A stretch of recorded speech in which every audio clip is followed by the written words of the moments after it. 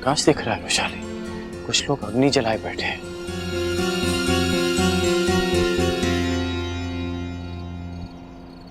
कदाचित हम अंग पहुंच गए।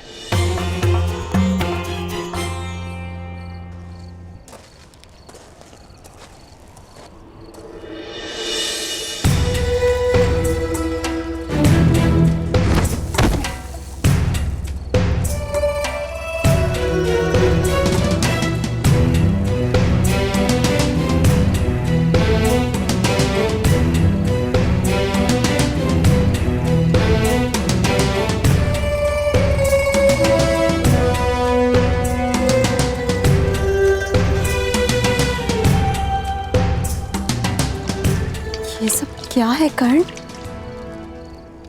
बिना किसी भय के यहाँ मदिरा और मादक पदार्थ बनाए जा रहे हैं और तो और उनका सेवन भी किया जा रहा है।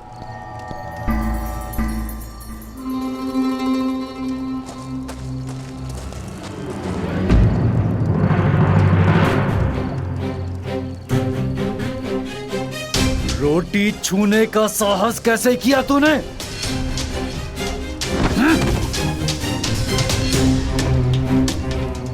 मुझे भूख लगी है। भूख लगी है हाँ? तो ये ले मदिरा पी। जब तक कार्य पूरा नहीं हो जाता भोजन नहीं मिलेगा। और फिर से रोटी मांगी तो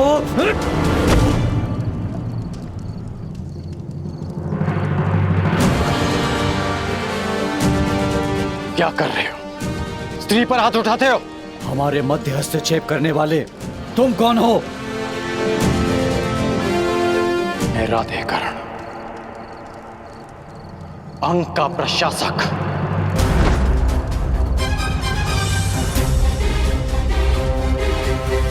वो आ गया, वो आ गया, वो आ गया, वो आ गया, वो आ गया।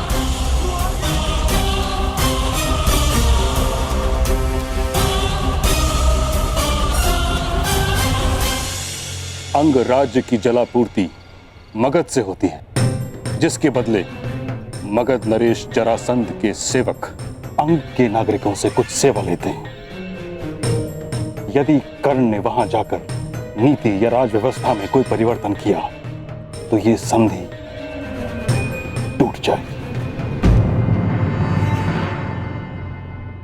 और एक विकराल युद्ध का सामना करना पड़ेगा हस्तिनापुर को। तो ये बात आपने मुझे रणभूमि में क्यों नहीं कही ताचरी? मेरे कुछ कहने से पूर्व ही महाराज के मुख से वचन का बाण निकल चुका था। समस्त सभा के समक्ष उसे रोकना या उसकी अवहेलना करना मर्यादा के भी विरुद्ध था और मेरी प्रतिज्ञा के भी। मैं अपना कर्तव्य पूर्ण करने जा रहा हूं और वो है हस्तिनापुर की सुरक्षा। परंतु महामहिम, आपके इस प्रकार कर्ण के पीछे जाने से हस्तिनापुर के महाराजा कितने निर्बल सिद्ध होंगे कि उन्होंने पहले कर्ण को एक राज्य दिया, उसे अपने आप को सिद्ध करने का अवसर दिया और फिर उसे रोक लिया।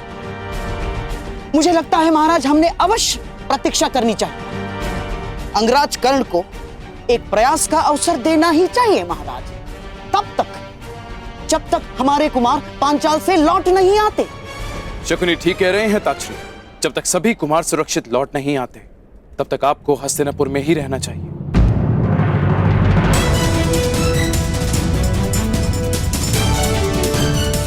जैसी आपकी इच्छा महाराज।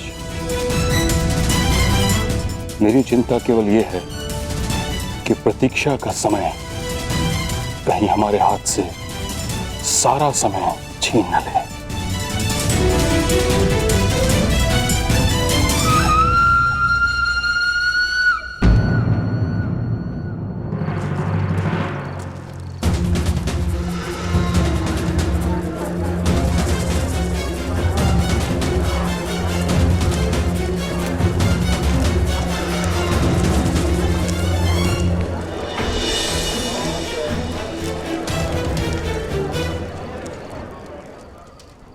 आइए आइए, पधारिए अंगराज। अंग में आपका स्वागत है और हम हैं आपकी प्रजा। ये देखिए, आपके लिए हमने कितने परिश्रम से सिंहासन बनाया है।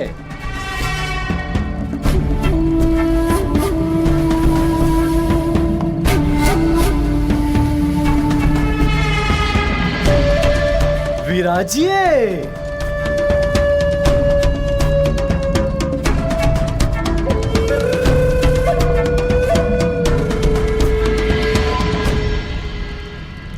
ऐसे मत देखिए, यहाँ स्वर्ण नहीं पाया जाता है। जो भी मिला उससे आपके लिए आसन प्रस्तुत कर दिया है और आपके भोजन के लिए हमारे हाथों से बनी मदिरा और वन पशुओं का मांस प्रस्तुत है। स्वीकार कीजिए।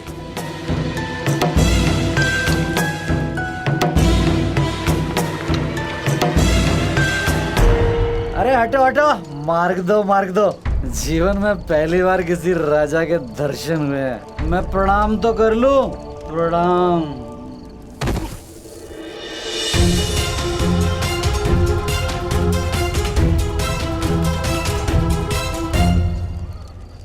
अरे बड़ी सुंदर है तू। तू चल मेरे साथ, तेरे लिए यहाँ काम है। यहाँ केवल रानियों के लिए ही काम है, राजा का कोई काम नहीं है यहाँ।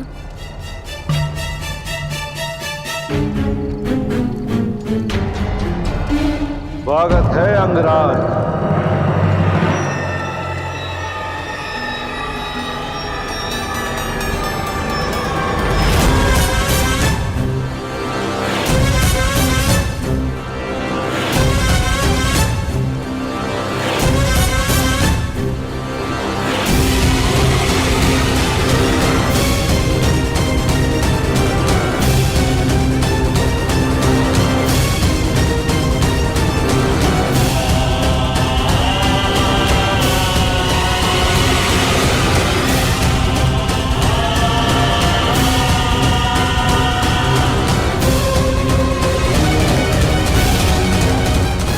मुझे यहाँ पर दानव के नाम से जाना जाता है और मुझे मेरे गुप्तचरों ने यह सूचना दी थी कि हस्तिनापुर नरेश हम पर कृपावान हुए हैं। उन्होंने हमारे अंग प्रदेश के लिए एक शासक भेजा है। परंतु राजा महोदय, इस बात से तो आप भली भांति परिचित होंगे। ये एक राजा अपनी प्रजा का प्रतिनिधित्व करता है और प्रजा भी उसी को राजा चुनती है जो उन्हीं की भांति हो, जो उन्हीं में से एक हो। यदि तुम्हें यहाँ पर शासन करना है तो तुम्हें यह सिद्ध करना होगा अंगराज कि तुम हमारे ही जैसे हो। तुम्हें हमारे जैसा बनना होगा अंगराज। तो विलंब क्यों है अंगराज? प्रारंभ करो, इस मदिरा का सेवन करो, सिद्ध करो कि तुम हम में से ही हो। अन्यथा तुम इसी समय यहां से वापस जा सकते हो।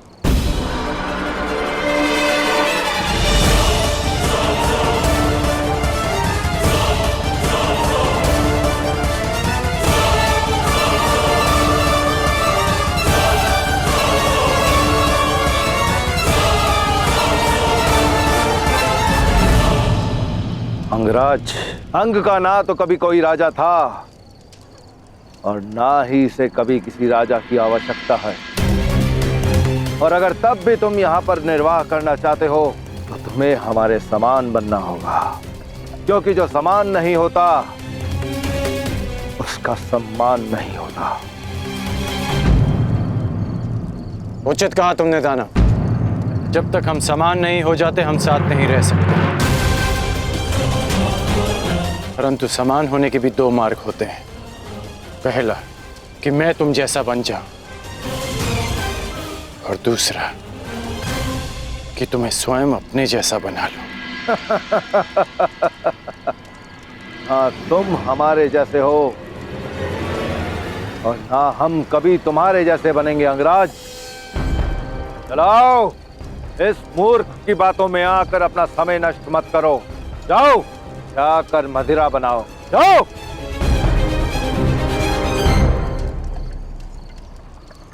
मुझे समझ नहीं आ रहा, तुम शांत क्यों थे कर्ण?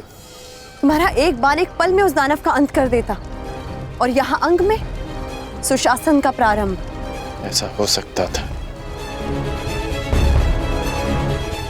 परंतु जिन पर शासन करना हो उन्हें समाप्त नहीं किया जाता। मेरा एक बाण उस दानव को सदा के लिए शांत कर देता, परंतु अंक की प्रजा में एक भय उत्पन्न कर देता। प्रजा के मन में राजा के लिए भय नहीं, सम्मान होना चाहिए। मैं यहां एक योद्धा नहीं, राजा बनकर आया हूं वृषाली। तो अब क्या करोगे कर्ण? सम्मान का प्रारंभ प्रेम से होता है, और प्रेम का प्रारंभ विश्वास से। मुझे इन्हें विश्वास दिलाना होगा कि मैं इनमें से एक हूं। मुझे इनके जीवन में परिवर्तन लाने के लिए इनमें से एक बनना होगा वृषाली।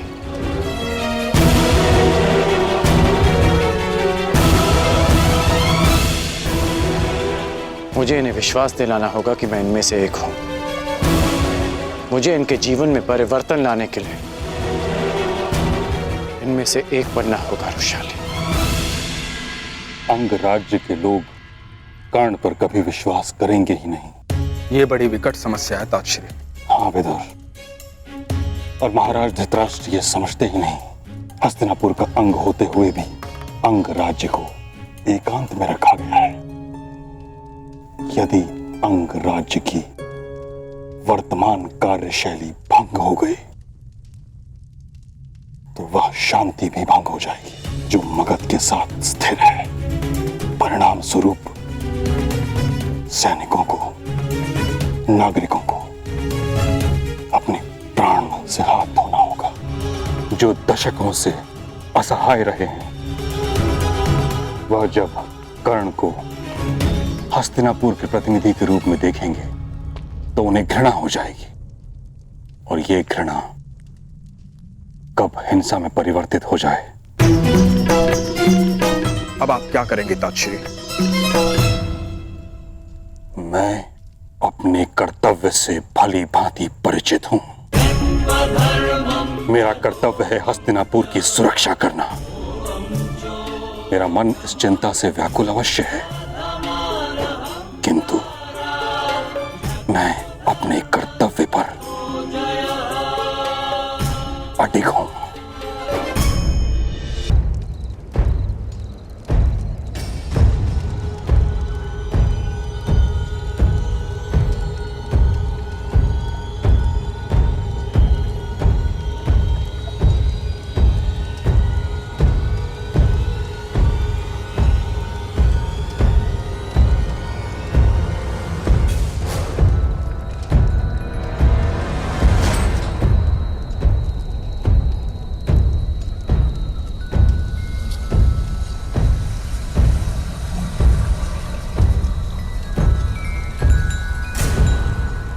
ये क्या मूर्ख, इतनी रात्रि को क्यों नगाड़ा बजा रहे हो? अब क्या स्वयं राजा अपने आगमन की घोषणा करेगा? ये मेरे आगमन की नहीं, परिवर्तन के आगमन की सूचना दे रहा हूं। ये नाथ अंग को एक निद्रा से जगाने के लिए है। ये नाथ एक नई भोर के लिए है। ये नाथ अंग में सुशासन और न्याय के आगमन की सूचना है।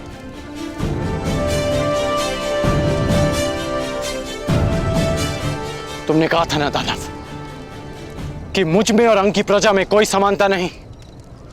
समानता है। मैं भी अंग का विकास चाहता हूं। मैं भी चाहता हूं कि अंग प्रदेश की जीवन शैली उन्नत हो, परंतु उसके लिए हमें सम्मिलित प्रयास करने होंगे। दोस्तों, मुझे राजा नहीं, अपना मित्र समझो, और समझो कि जो जीवन तुम जी रहे हो वो नारकीय है। इससे ना तुम्हें अच्छा वर्तमान मिलेगा, ना ही तुम्हारी संतान को उज्जवल भविष्य। मुझे आपके साथ की आवश्यकता है। कहिए कि आप देंगे मेरा साथ? अंग के विकास के लिए। क्या अंगवासी अपने राजा के साथ चलेंगे? उत्तर दीजिए।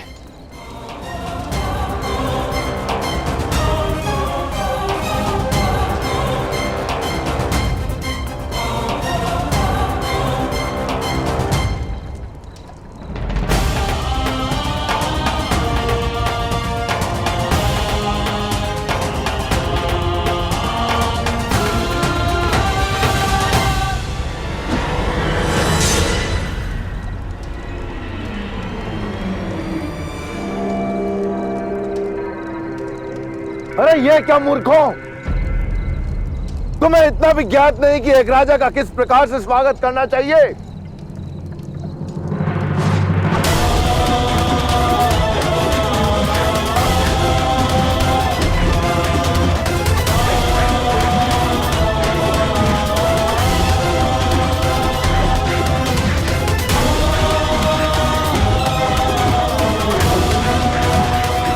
इस प्रकार होता है स्वागत राजन। कर्ण, अपनी रक्षा करो कर्ण। धनुष उठाओ, बर्बरता का अंत करो। नहीं, मैं यहाँ अंत के लिए नहीं, नए प्रारब्ध के लिए आया हूँ। मैं यहाँ विनाश के लिए नहीं, अंग के विकास के लिए आया हूँ। यदि अंग की प्रजा का मेरे लिए यही स्वागत है तो यही सही, मुझे स्वीकार है।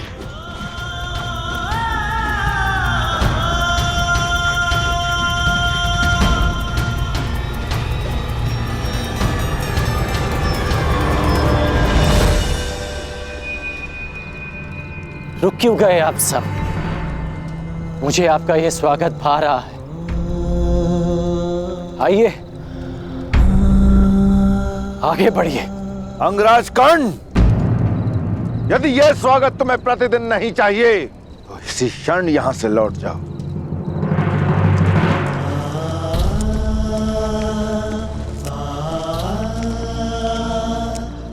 तुम सुरक्षित हो ना रुशाले? चोट तो नहीं लगी तुम्हें? मैं सुरक्षित हूँ कर्ण, परंतु क्या तुम्हें अपने घाव दृष्टि में नहीं आते?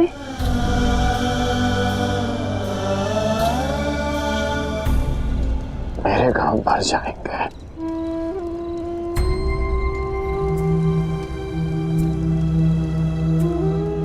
परंतु उन घाव को देखो जो उनकी प्रजा के मन पर, उनके जीवन पर, उनके भविष्य पर लगे हैं।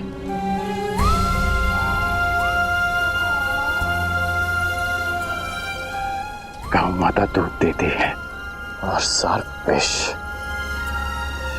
सोचो रुशाली, इनके भीतर कितनी पीड़ा होगी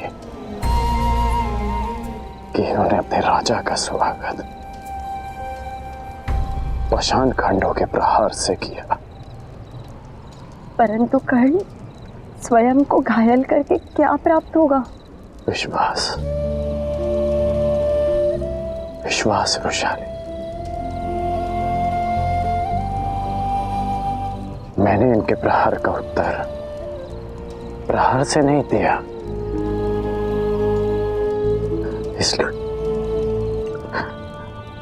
इसलिए इन्हें विश्वास होगा कि मैं इनके लिए हानिप्रद नहीं हूं। देखा मैंने, कितना विश्वास जगा है इनमें। पाषाणों की वर्षा करते थक नहीं रहे थे ये लोग।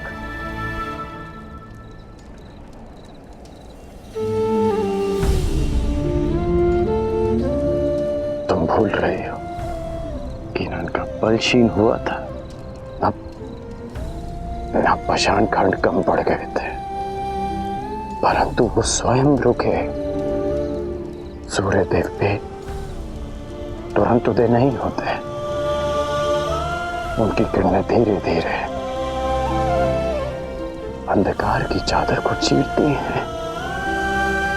समय लगेगा रुशाली,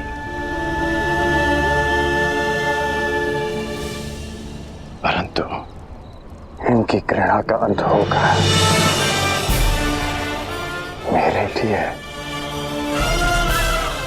इनके हृदय के द्वार खुलेंगे।